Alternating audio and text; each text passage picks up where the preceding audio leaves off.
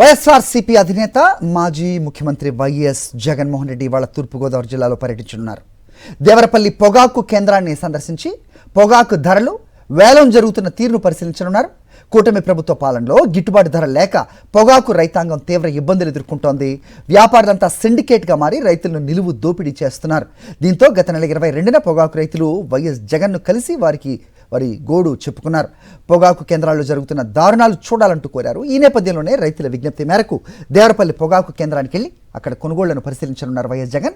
అనంతరం పొగాకు రైతు ప్రతినిధులతో ముఖాముఖి నిర్వహించి సాగు గిట్టుబాటు ధర, అలాగే కొనుగోళ్లు, రైతులు ఎదుర్కొంటున్న సమస్యలను స్వయంగా తను అడిగి తెలుసుకోనున్నారు. రైట్, ఒకసారి దేవరపల్లి పొగాకు యార్డ్కి వెళ్దాం. మా కరెస్పాండెంట్ పోతిరాజు సిద్ధంగా ఉన్నారు, మాట్లాడదాం. పోతిరాజు, ఎలా ఉన్నాయి? రైతులను ఏదో సంఘ విద్రోహ శక్తులుగా వాళ్ళు ట్రీట్ చేస్తున్నారు, పోలీసులు చెకింగ్ చేసి మరీ లోపలికి వదులుతున్నారు అనే వార్త వస్తోంది. ఏంటి అక్కడ ఎలా ఉంది ప్రస్తుతం? వైఎస్ జగన్మోహన్ రెడ్డి ఏ సమయానికల్లా అక్కడికి చేరుకునే అవకాశం ఉంది? ఏంటి మీ దగ్గర ఇన్పుట్స్? హరి, ప్రధానంగా చూసుకున్నాక ఏదైతే పొగాకు రైతులు పడుతున్నటువంటి బాధలు కూడా పూర్తిగా వర్ణాతీతంగా ఉన్నాయి. ఇక్కడ చూస్తే కనుక రాష్ట్రంలో రైతు పండించేటువంటి ఏ పంటకు కూడా గిట్టుబాటు ధర లేకుండా పోయింది. ప్రధానంగా కూడా ఏజెన్సీ కానీ ఇటు మెట్ట ప్రాంతాల్లో కీలకంగా పండించేటువంటి పొగాకు రైతుల పరిస్థితి అయితే మరింత దారుణంగా ఉంది. చూస్తే కనుక రైతులకు సంబంధించినటువంటి సాధక బాధలు తెలుసుకోవడం పాటు కూటమి ప్రభుత్వానికి పూర్తి స్థాయిలో మెడలు ఉంచే విధంగా కూడా జగన్మోహన్ రెడ్డి దేవరపల్లి పర్యటన ఉండబోతుందని చెప్పొచ్చు. ఇక్కడ ఉన్నటువంటి పొగాకు సంబంధించినటువంటి వేలం కేంద్రాన్ని పరిశీలించి మరోవైపు 10 గంటల ప్రాంతంలో ఆయన ఇక్కడ చేరుకోబోతున్నారు. ఇక్కడ నుంచి హెలిప్యాడ్ నుంచి కూడా దేవరపల్లికి సంబంధించిన వేలం కేంద్రానికి వెళ్ళి అక్కడ ఉన్నటువంటి రైతులతో ముఖాముఖిగా వారి సాధక బాధలు వినబోతున్నారు. దీనికి సంబంధించి ఇక్కడ ఉన్నటువంటి లోకల్ గవర్నర్ రైతులు గవర్నర్ వీరితో మాట్లాడదాం. ఏమైనా ఎలా చూస్తారు జగన్మోహన్ రెడ్డి? ఎలా ఉంది పరిస్థితి మీ రైతులుగా? ప్రస్తుతం ఈ పొగాకు రైతుల పరిస్థితి చాలా ఇబ్బందికరంగా ఉంది. ఎందుకంటే గతంలో ఇటువంటి పరిస్థితి ఏర్పడినప్పుడు మన వైఎస్ఆర్సీపీ ప్రభుత్వంలో వెంటనే కూడా ప్రభుత్వం కలగజేసుకుని సెంట్రల్ గవర్నమెంట్తో మాట్లాడి కామర్స్ మినిస్ట్రీతో వెంటనే మద్దతు తెలపడం, అదేవిధంగా కొంత ఫండ్ను కేటాయించి పర్చేజ్ చేయడం జరిగేది.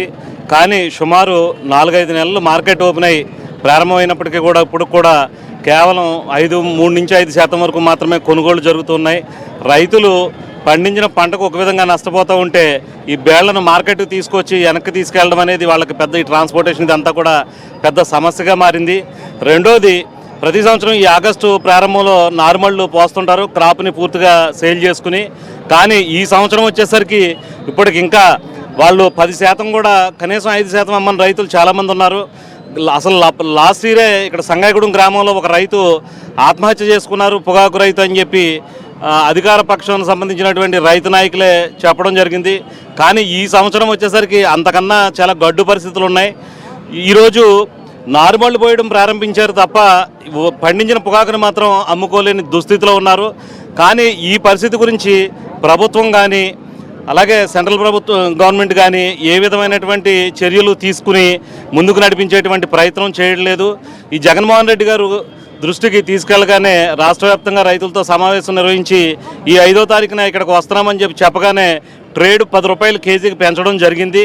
అంటే తరువాత ఎంతవరకు మనకు న్యాయం జరుగుద్దనే విషయాన్ని పక్కన పెడితే ప్రస్తుతానికి జగనన్న ఒక స్టేట్మెంట్ తోటే 10 రూపాయలు మార్కెట్లో ర్యాలీ రావడం జరిగింది. రెండోది, వెంటనే మార్కెట్ని రంగంలో దింపి పొగాకుని పర్చేజ్ చేయాలి. కష్టం వచ్చినప్పుడు రైతుని ఆదుకునే దిశగా ప్రభుత్వం పనిచేయాలి. కానీ ఈ ప్రభుత్వం కనీసం ముందుకి రాకుండా అలా వీళ్ళని గాలికి వదిలేసి చూస్తుంటే ఎటువంటి పరిస్థితులు దారితీస్తాయి అనేది ఆందోళనకరంగా ఉంది. చెప్పండి, స్థానిక నేతలు కూడా అంటారు జగన్మోహన్ రెడ్డి వస్తుంటే ఆల్రెడీ ఉన్నటువంటి పూర్తిగా గంజాయి బ్యాచ్ వస్తారు, ఏం చెప్పిన విమర్శలు చేస్తున్నారు, ఏం చేస్తారు? అది రైతుల మీద కూటమి ప్రభుత్వానికి ఉన్నటువంటి అభిప్రాయం. ఎందుకంటే పొగాకు రైతుని గంజాయి రైతుగా పోల్చడం, అసలు పంటే వద్దని ముఖ్యమంత్రి చెప్పడం, అసలు ఒరే పండించొద్దని ముఖ్యమంత్రి చెప్పడం, వ్యవసాయం దండగానే పూర్తిగా రైతు వ్యతిరేక విధానాలతో వాళ్ళు రైతుని ఒక బ్లేడ్ బ్యాచ్, గంజాయి బ్యాచ్ అని పోల్చారంటే మొట్టమొదటిగా నారా చంద్రబాబు నాయుడు గారు కూటమి ప్రభుత్వం తరఫున రైతులకు క్షమాపణ చెప్పాలి. ఆదుకోవడం దేవుడెరుగయ్యా, మీరేంటి రైతే రాజు అనేటువంటి ప్రభుత్వంలో మనం అసలు దేశంలో ఉంటే రైతుని గంజాయి బ్యాచ్, బ్లేడ్ బ్యాచ్ అంటాం ఎంతవరకు దారుణం అండి. ఎందుకంటే వాళ్ళకి రైతు మీద ఉన్నటువంటి అభిప్రాయం, కూటమి ప్రభుత్వానికి వ్యవసాయం దండగా అన్నటువంటి వ్యక్తి సారథ్యంలో ఏమని మనం రైతుకి న్యాయం జరుగుతుందని ఆశిస్తాము.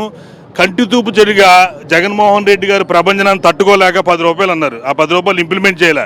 450 రూపాయలు రేట్ ఎక్కడ, 220 రూపాయలు, 170, 180, 220 రైతులు ఆత్మహత్య చేసుకునే పొజిషన్కి వచ్చేసారని మేమంటుంటే మీరు గంజాయి బ్యాచ్ అంటారేంటి?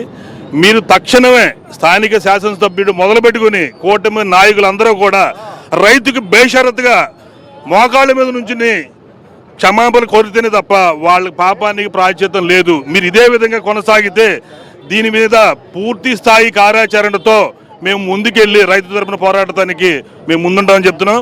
మీ ఎలా ఉంది సార్ పరిస్థితి? అసలు రేట్ ఇక్కడ చూస్తే కనుక గత 20 సంవత్సరాల్లో కూడా ఎప్పుడూ లేదు. రోడ్డు మీద పొగాకు బేలను పోయి తగలబెట్టిన పరిస్థితి ఎలా ఉంది? ముందుగా ఈరోజు దేవరపల్లి విచ్చేస్తున్న మాజీ ముఖ్యమంత్రి జగన్మోహన్ రెడ్డి గారికి జనమందరి తరపున మా తరపున స్వాగతం పలుకుతూ ఉన్నాం.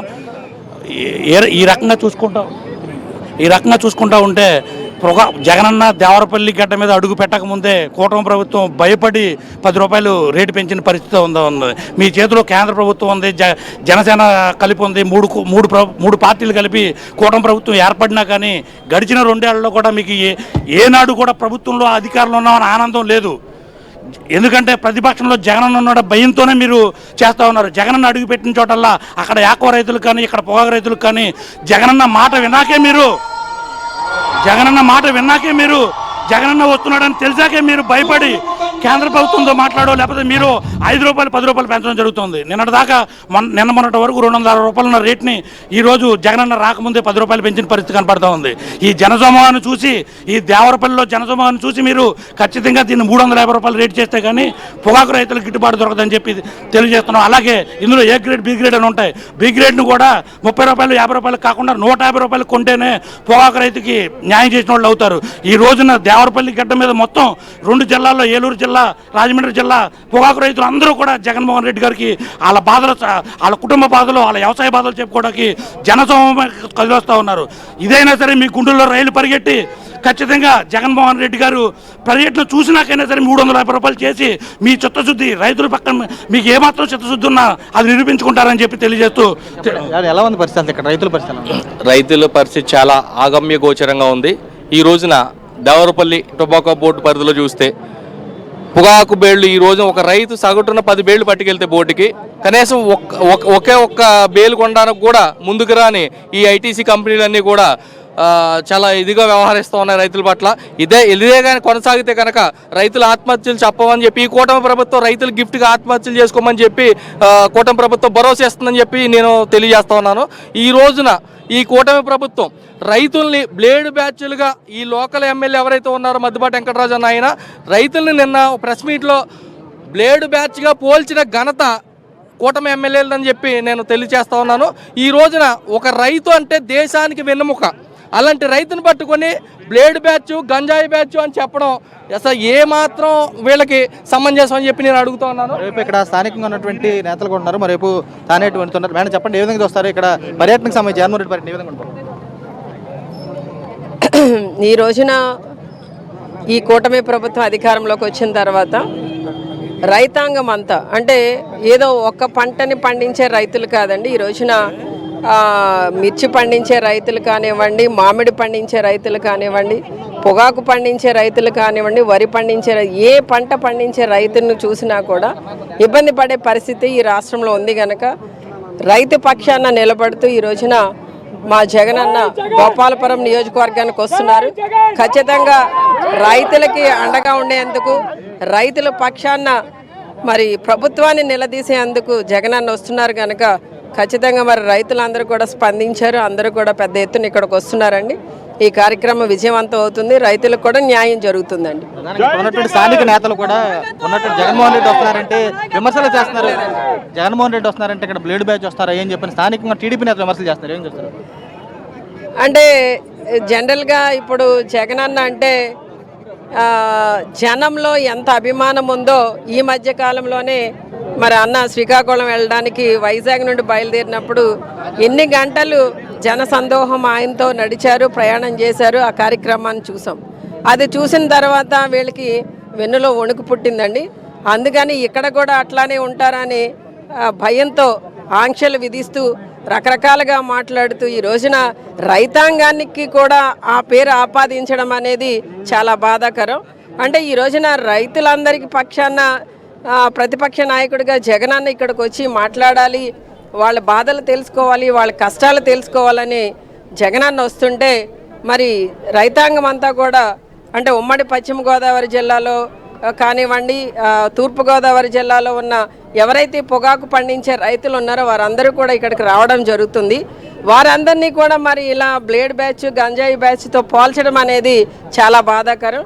ఆ పదాలు వాళ్ళు విత్డ్రా చేసుకోవాలని వాళ్ళని కోరుతున్నాను. ఈ రోజున రైతాంగానికి కూడా ఏది పడితే అది మాట్లాడేసి వాళ్ళు ఏదో ఇక్కడికి వచ్చి అల్లర్లు సృష్టించేస్తారు, వాళ్ళు ఏదో చేసేస్తారు అనేది ఆ పదాలు కరెక్ట్ కాదండి. ఈ రోజున కష్టంలో ఉన్న రైతుని పార్టీలకు అతీతంగా ఆదుకోవాల్సిన బాధ్యత వాళ్ళకు ఉంది. ముఖ్యంగా వాళ్ళు అధికారంలో ఉన్నారు, వాళ్ళు కేంద్ర ప్రభుత్వంతో కూడా టైఅప్